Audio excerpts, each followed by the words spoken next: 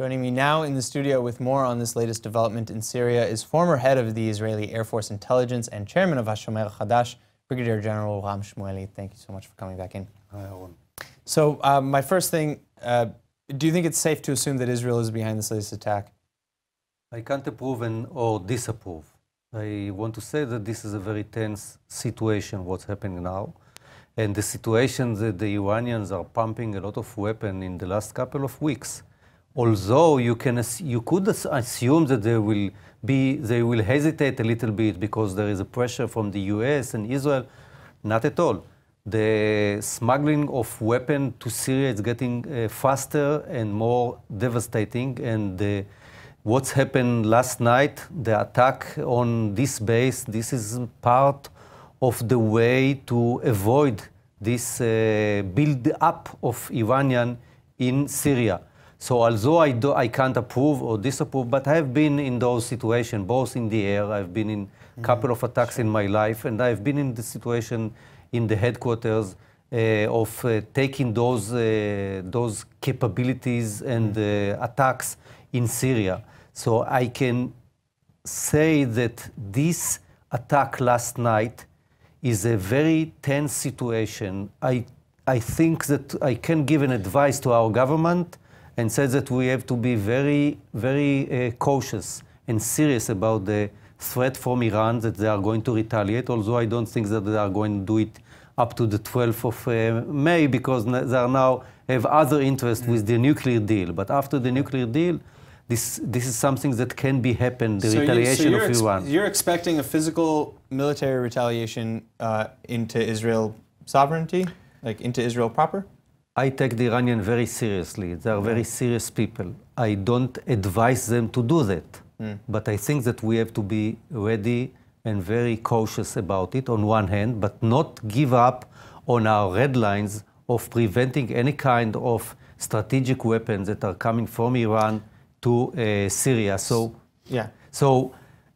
But another advice that I can give ourselves is to be modest, not get out with many declarations, just to keep on doing what we have to do. And I don't approve that we have done it last night, but we have to keep on protecting our interest in Syria because Syria become the battleground of the superpowers.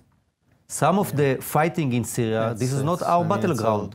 We have to prevent, we have to prevent attacks on Israel. We have to prevent smuggling of weapons. But this is a battleground of superpower. So be modest and ready for any retaliation. So, okay, so that kind of feeds into my other question is, you know, you have Defense Minister Lieberman saying, you know, we have these red lines. We're not going to let Iran keep funneling these weapons to Hezbollah, to, you know, Assad, to whomever.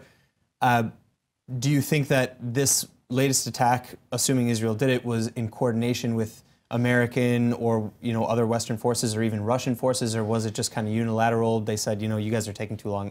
We're just going to go in and do it. The only thing that I can say is that in the past we haven't witnessed a visit of high person from America in Israel, and in the same night there was an attack. So this is an exception. What happened last night? We have the foreign affairs minister Pompeo in Israel, and there was attack at night.